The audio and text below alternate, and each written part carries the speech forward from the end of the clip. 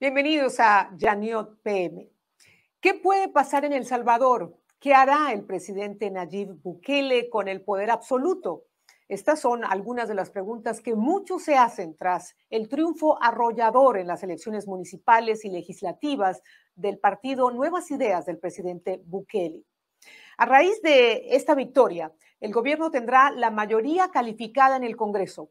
Esto le permitirá al presidente aprobar cualquier ley, nombrar jueces de la Corte Suprema, nombrar las cabezas de los órganos de Contraloría e impulsar incluso una reforma constitucional. Algunos analistas temen que el gobierno de Bukele consolide su autoritarismo, porque ahora podrá gobernar sin ninguna oposición. Para hablarnos de las implicaciones de este triunfo del partido de gobierno, nos acompaña desde San Salvador el diputado Raúl Beltrán Bonilla. Él es diputado por el Partido de Concertación Nacional. Bienvenido, diputado. Gracias por acompañarnos en Yaniot PM. Muchas gracias, Patricia, muy amable por la invitación. Es un gusto estar con ustedes, con todos los amigos que de costa a costa y en cualquier parte del mundo pues ven este programa muy prestigioso de su persona. Estamos listos para responder cualquier inquietud con muchísimo gusto. Gracias a usted de nuevo. ¿A qué le atribuye esta contundente victoria en las urnas del partido Nuevas Ideas del presidente Bukele? ¿Qué está haciendo bien Bukele? Bueno, con mucho gusto. Es como la música. Una canción que llega, que es de moda, se queda, que su ritmo es contagioso, pegajoso, que gusta a todos, y entonces viene el éxito. Digo, y perdonen la forma, o tal vez el ejemplo folclórico que pongo. La victoria de Nuevas Ideas del presidente Bukele data precisamente de su ascenso a la alcaldía de Nuevo Cuscatlán, luego a la alcaldía de San Salvador y su salto cualitativo a la presidencia de la República. En primer lugar, hay que verlo en el aspecto sociológico o económico, si se quiere, de cómo los partidos tradicionales o el bipartidismo, como él mismo lo llamó, para llegar a través del vehículo que se llama GANA, la Gran Alianza por la Unidad Nacional, que fue el partido que utilizó para inscribirse en las pasadas elecciones presidenciales, es de verlo primero viendo tres elementos. Primero, el desencanto de la población, el alto nivel de corrupción galopante y en segundo o en tercer lugar, digo, el tema de la violencia generada por las pandillas. Tres factores fundamentales que le permitieron al presidente Bukele y su equipo de trabajo elaborar una estructura propagandística asumida también al asistencialismo que ha sido generoso en los últimos meses, si se quiere, le dio la catapulta fundamental para hacerse del poder absoluto del órgano legislativo con 56 diputados, suficiente para, como usted lo decía muy bien en el inicio del programa, de hacer reformas a la Constitución, de nombrar magistrados de la Sala de la Constitucional, de nombrar al Contralor de la República, al fiscal, entre otros de los cargos de segunda elección que están en manos del órgano legislativo y hoy a través de las disposiciones que tome el señor presidente. Una figura fresca con algunos visos de autoritarismo, pero también con algunos visos de populismo, que ahora va a tener el poder absoluto. ¿Qué hará Bukele con el control del poder en todos los organismos del Estado? Bueno, en los avisos, por ejemplo, que ya se conocen en el tema de la Asamblea Legislativa, en primer lugar, ya no tendrá ningún veto. No creo que algún diputado de los que llegan de los 6 de la Gran Alianza, de los 56 que él tiene, que son 62 diputados en total, más que suficiente para tener el control de la Asamblea Legislativa.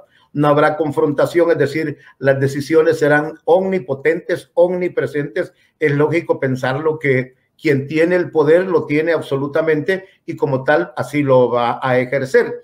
¿Qué vendrá? Bueno, esta es una caja de Pandora, es una cuestión de sorpresas, aunque se avisoran tiempos difíciles, primero porque el país económicamente está quebrado, producto de la corrupción de los gobiernos anteriores, del totalitarismo o del absolutismo con que se gobernaron, que fue parte del desencanto que le permite al actual gobierno haber arribado al poder absoluto con 2 de los 3 órganos del Estado.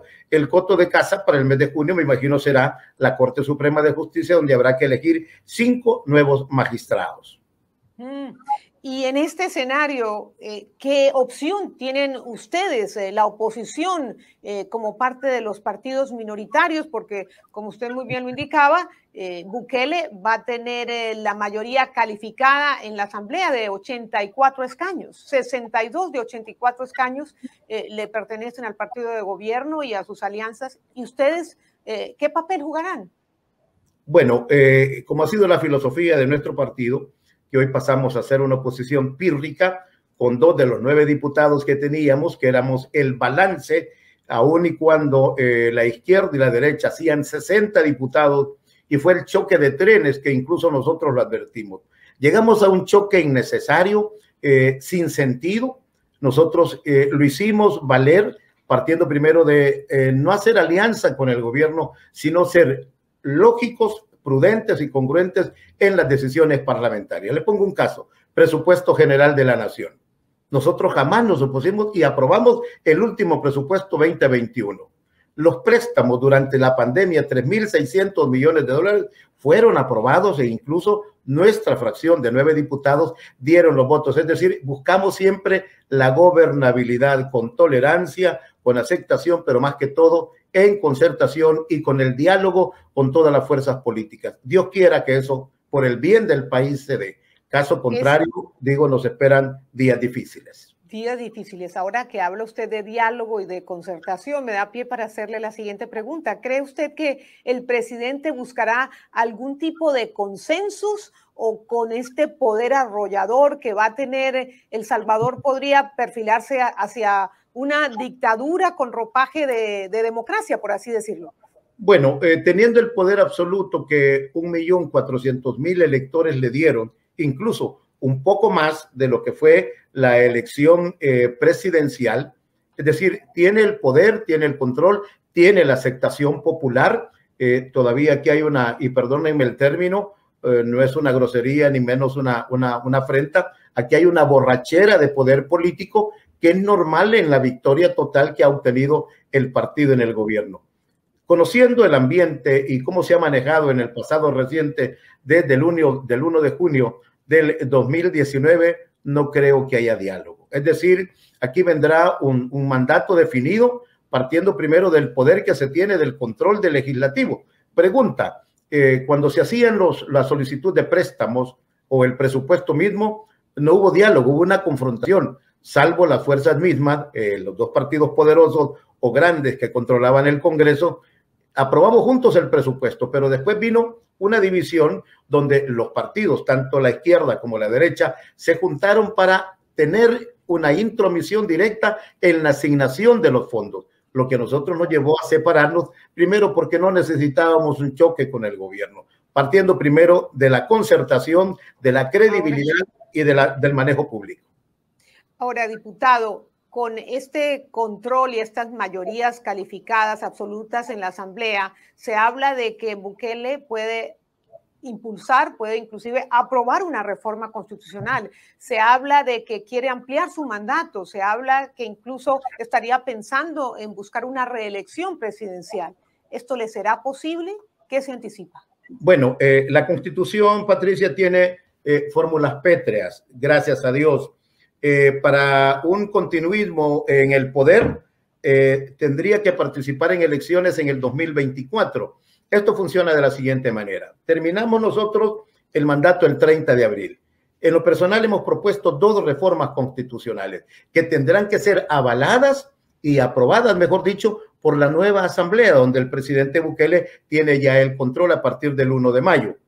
Si no hay propuestas en este momento para que la nueva Constitución o la nueva Asamblea apruebe 5 años más para el gobierno del presidente Bukele, eso es por el momento imposible. No hay salida jurídica.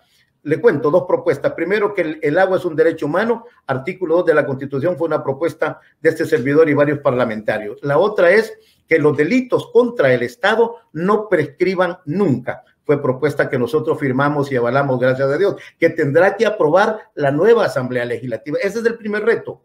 Aprobará entonces los 56 diputados que los delitos contra el Estado no prescriban nunca, y habrá que perseguir a todas las acciones de corrupción del pasado reciente. Es decir, eso es un reto que se le pone ya y le dejan a la nueva Asamblea Legislativa. Por lo tanto, el señor presidente Bukele podrá ser candidato hasta en el 2029, amén de las reformas constitucionales, sino de manera automáticamente solo hay un lapso, un periodo nada más para que él pueda buscar de nuevo el poder.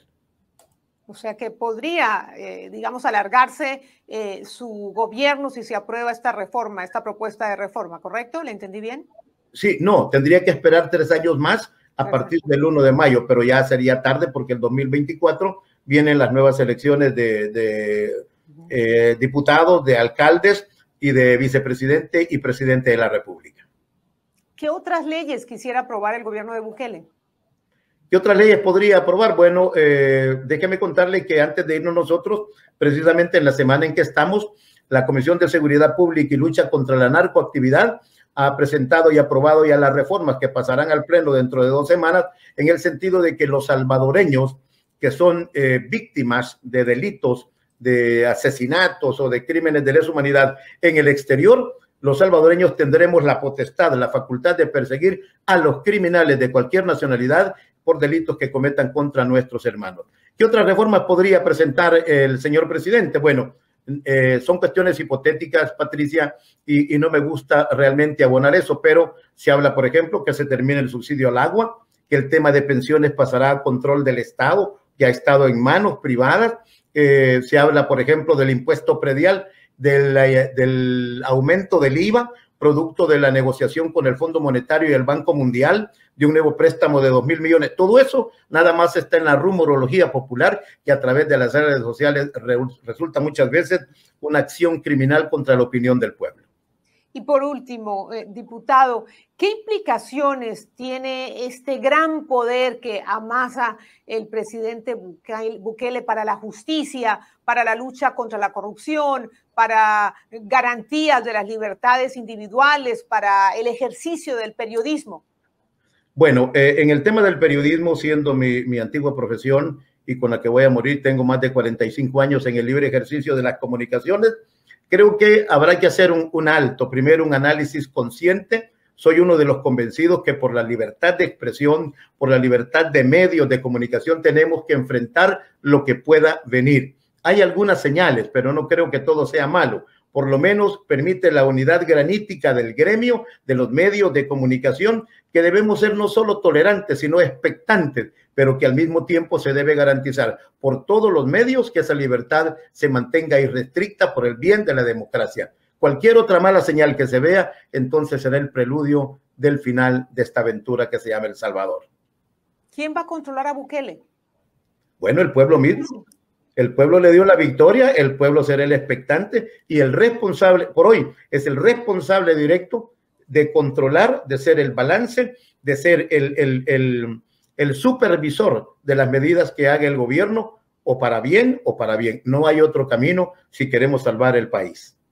Gracias por acompañarnos, diputado. Muy buenas noches. Buenas noches, Patricia. Gracias por la invitación y hasta la próxima. Hasta la próxima.